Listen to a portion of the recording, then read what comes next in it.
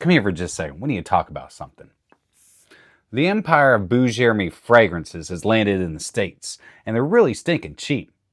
But are they good? Stick around, let's talk about it.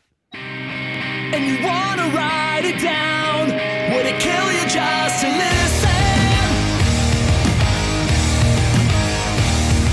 What's going on, y'all, and welcome back to My 2 Cents 2.0. My name is Brian, and this is the channel that keeps you smelling great without breaking the bank. That's not a fragrance.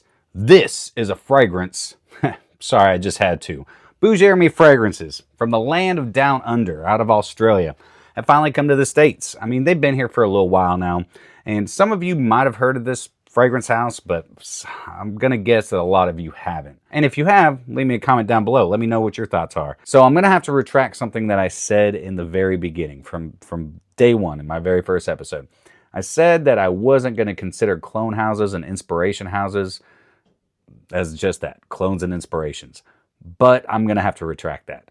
If, you know, Alexandria fragrances, they're an inspiration house. Dua fragrances, inspiration house. Bujairami is also an inspiration house. If you go on their website and you look up these fragrances, it tells you exactly what fragrance the inspiration is. So that's exactly what they're trying to do. They're trying to clone, they're trying to dupe, they're trying to, make fragrances that resemble designer and niche fragrances. So just moving forward, that's what I'm going to do. Now, a lot of these Middle Eastern fragrances, I'm still just going to consider them fragrances. Bujairami is now being sold at FragranceNet, and that's where I got all 6 of these fragrances that I'm going to share with you today. They're huge over in the UK, and they obviously are very big in Australia, and they get a lot of hype over there.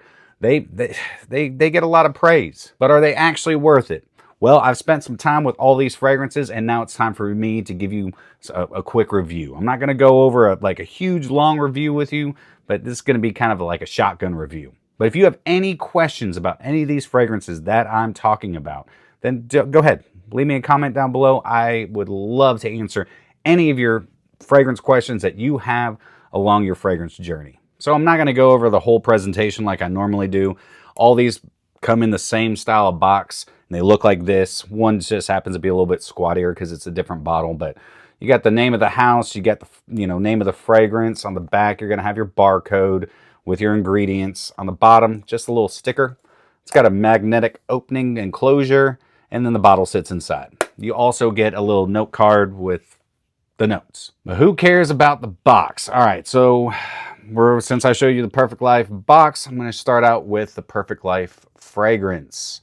Now, this is the bottle. It's a nice blue gradient. You're going to have Bujairami embossed on the back, name of the fragrance on the front, metal cap, and a really nice atomizer. In fact, better atomizer than a lot of the niche and designer brands out there. So the Perfect Life is a take on a fragrance that I've actually never smelled. I've smelled every single one of these fragrances, all 5 out of the 6. I've owned a few of them, and this is the only one I've never smelled because it's a Louis Vuitton, and it's expensive. And I might smell it sometime, but I'll never buy it. So since I've never smelled it, this is just a fragrance to me. And the main players in this are going to be mandarin orange, ginger, and some musks.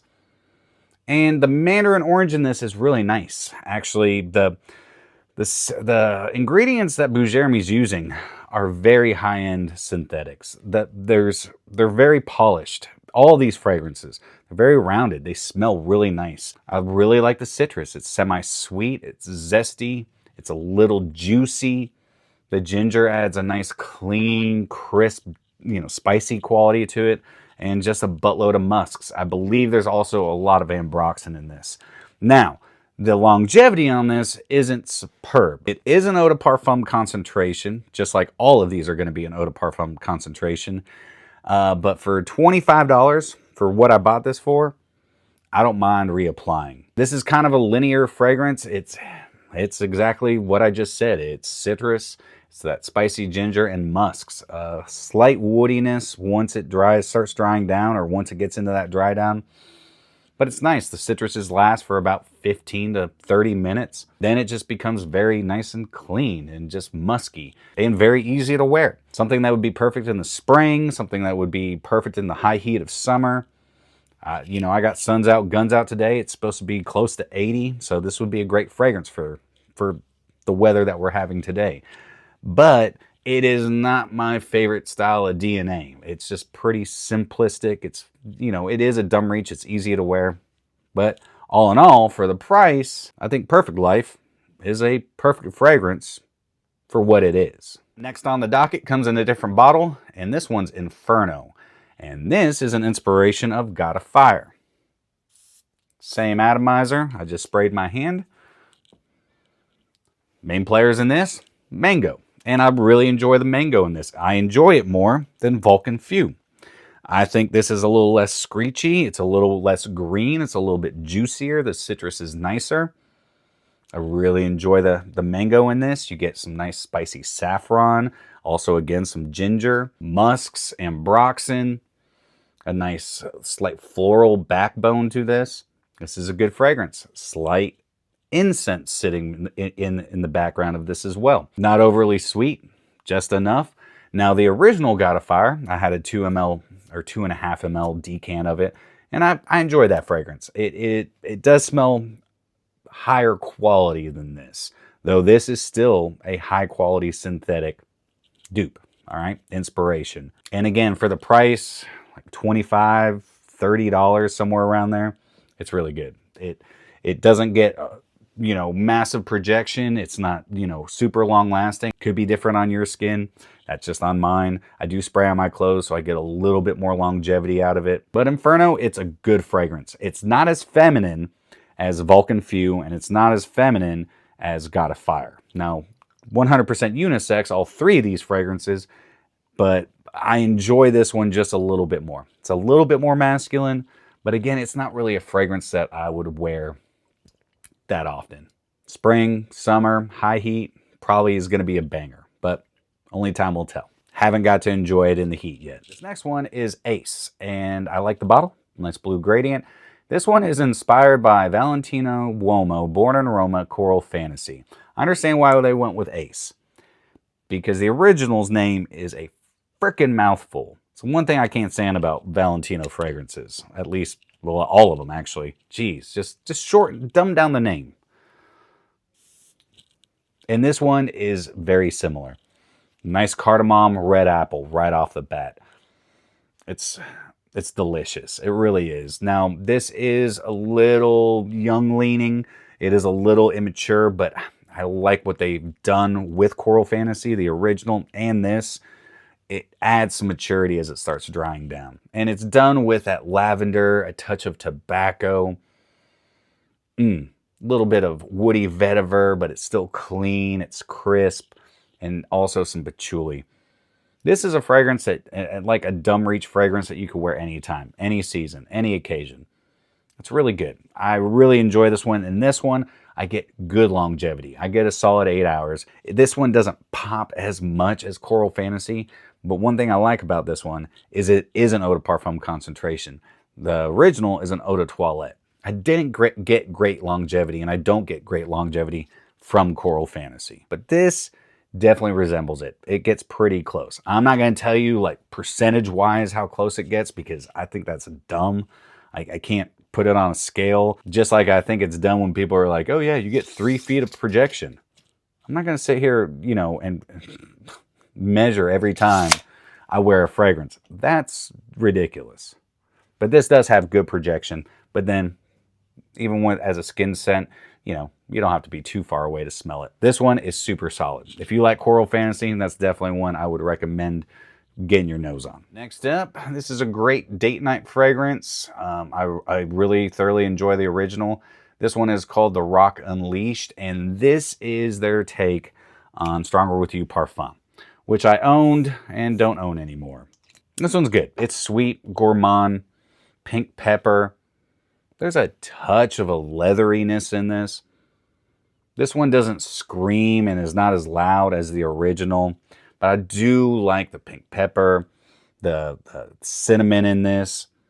It's got a slight booziness to it, maybe from some bourbon vanilla, a little nutmeg, vanilla, cinnamon, almost a malty characteristic to it. Get a nice roasted chestnut in here.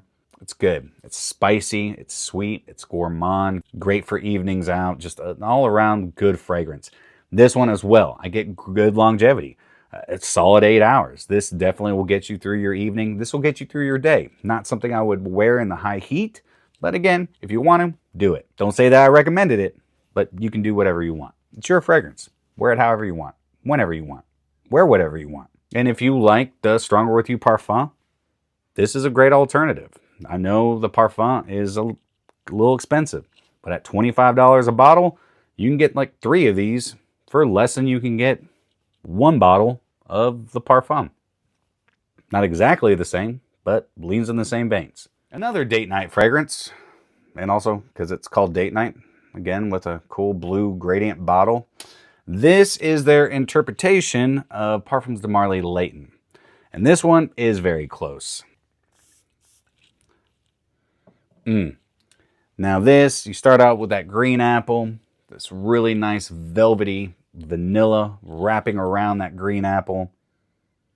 Some lavender. This is a beautiful fragrance. You get slight spiciness, not too much, just enough. And that spiciness is coming from like an indolic jasmine. It's not funky in any way. This definitely smells a lot like Layton, especially in the opening. As it starts drying down, it kind of strays away and does its own thing, but it really, the opening is beautiful. It's a little harsh compared to the original Layton. The ingredients aren't of the quality of what Layton is, but I own Alexandria Royal Equestrian, which is also a great Layton dupe. I also own Alharmain Detour Noir, which is kind of like Layton, but it kind of does its own thing. This one is beautiful. I really enjoyed wearing this for the few days that I did. Yeah, it's really good. If you like Layton and you don't feel like spending all that money, or you just want a backup bottle and save your Layton for later, date night might be the answer for you. It's like 25 bucks. Last but not least on my list is going to be Extra Pulse. And this is inspired by YSL Myself Le Parfum, which is a very popular fragrance. And it's kind of like taken over as like the new modern blue fragrance, which in my opinion, the Myself line kind of leans unisex because there is a femininity to it. This has that nice black pepper. It's got that, oh, that beautiful orange blossom. Very well done with this one. A nice, almost boozy vanilla in there, adding a touch of spiciness to it, blending very well with that black pepper.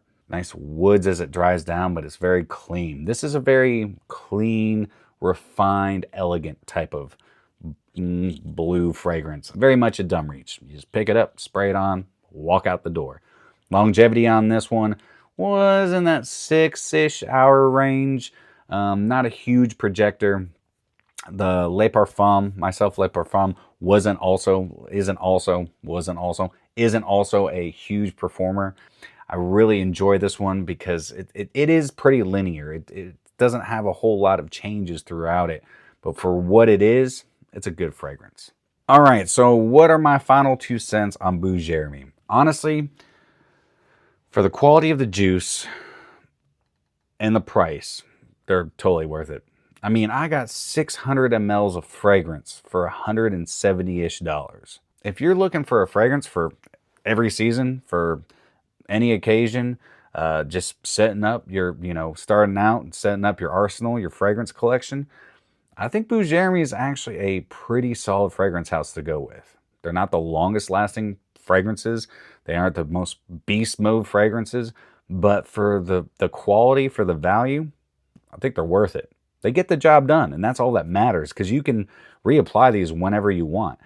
And I wouldn't feel bad about, going through a few bottles in a year, because it's still less than $100. Now, I do have another Bujairami right here, Hectic, and this is an Extrait de Parfum, and this review should be coming out very soon. Oh, what does it smell like, you ask? I'm not telling you. You're going to have to wait and see. Bujairami fragrances, yeah, I think they're worth it. We could all use saving $1 these days. I don't know what gas prices are around you, but they're stupid high here. And just because this economy is going to shit doesn't mean you got to smell like it. But that's it. That's all I got. I hope you all have a fantastic rest of your day. If you enjoyed today's content, then do me a favor and like, comment, share, and subscribe. And always remember, Keep smelling great and stay frugal. And I'll see you in the next one. And you wanna ride it down.